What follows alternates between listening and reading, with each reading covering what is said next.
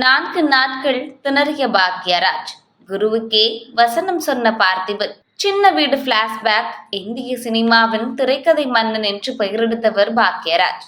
அவரே தான் இயக்கிய ஒரு படத்தின் ஒரு காட்சிக்கு வசனம் வராமல் 4 நாட்கள் திணறிக் கொண்டிருந்த போது அவருக்கு நடிகரும் இயக்குனருமான பார்த்திபன் வசனம் சொல்லிக் கொடுத்துள்ளார் என்பது பலரும் அறியாத ஒரு தகவல்.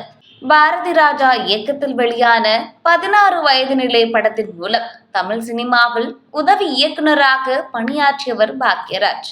அந்த படத்தில் ஒரு மருத்துவர் கேரக்டரிலும் நடித்திருப்பார்.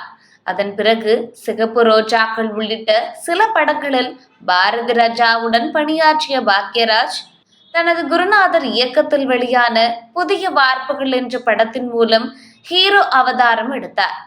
இந்த படம் ரசிகர்கள் மத்தியில் நல்ல வரவேற்பை பெற்றது. அதனைத் தொடர்ந்து கன்னி பருவத்திலே என்ற படத்தில் வில்லனாக நடித்திருந்த பாக்யராஜ் சுவரில்லாத சித்திரங்கள் என்ற படத்தை இயக்கி நாயகனாக நடித்திருந்தார். இந்த படமும் அவருக்கு வெற்றியை கொடுத்தது.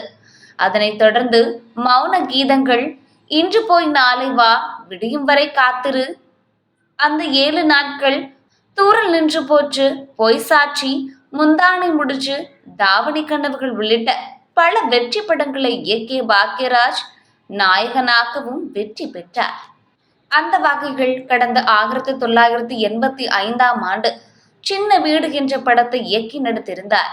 பாக்யராஜுடன் கல்பனா இணைந்து நடித்த இந்த படத்தில் கல்பனா குண்டாக இருப்பதால் அவரை திருமணம் செய்து கொண்ட பாக்யராஜ் அவரை எப்போதும் மட்டம் தட்டியே பேசிக் கொண்டிருப்பார்.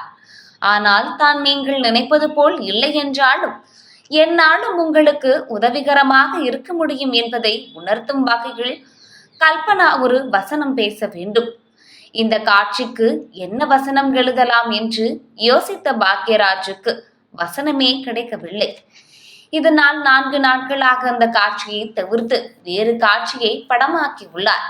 நாட்கள் கடந்தாலும் அந்த காட்சிக்கான வசனம் மட்டும் பாக்யராஜுக்கு கிடைக்காத நிலைகள். அந்த படத்தில் உதவி இயக்குனராக பணியாற்றிய பார்த்திபன், நான் உங்களுக்கு தோளில் போடும் துண்டாக இல்லாவிட்டாலும் காலில் அணியும் செருப்பாக இருப்பேன் என்று பார்த்திபன் சொல்ல, இதை கேட்ட பாக்யராஜ், இந்த மாதிரி வசனத்தை தான் தேடிக்கிட்டு இருந்தேன் என்று சொல்ல அப்போதே அந்த காட்சியை படமாக்கி உள்ளார். இந்திய சினிமாவில் திரைக்கதை மன்னன் என்று பெயரெடுத்த பாக்யராஜுக்கு ஒரு இடத்தில் சிக்கல் வரும்போது வித்தியாசமான செயல்களையே வித்தியாசமாக செய்யும் இயக்குனர் என்று பெயரெடுத்த பார்த்திபன் ஒரு உதவி இயக்குனராக அவருக்கு வசனம் கொடுத்துள்ளார் என்பது குறிப்பிடத்தக்கது.